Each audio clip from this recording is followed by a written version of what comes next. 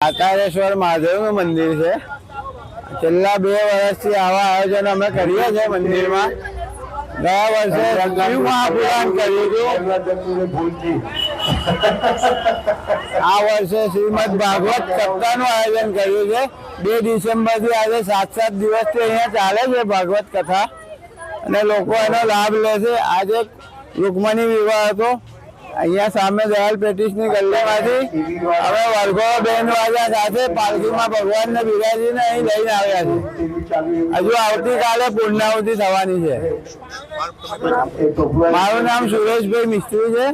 આ મંદિરમાં બધા અમે સેવા કાર્ય કરીએ છીએ। આ વરઘોડો કરવા આવે છે તુલસી વિવાહનો અને નીચમાંથી પાતાળેશ્વર મહાદેવ લાવ્યા છે એમને 2 ડિસેમ્બર 2012થી 2025થી અમે આયોજન કરેલું છે ભાગવત મહા ઉત્સવનું। તો ધર્મપેઢી જનતા સત્સંગનો લાભ લે છે, રસપાન કરે છે। હું પાતાળેશ્વર મહાદેવ ભરતસિંહ દરબાર।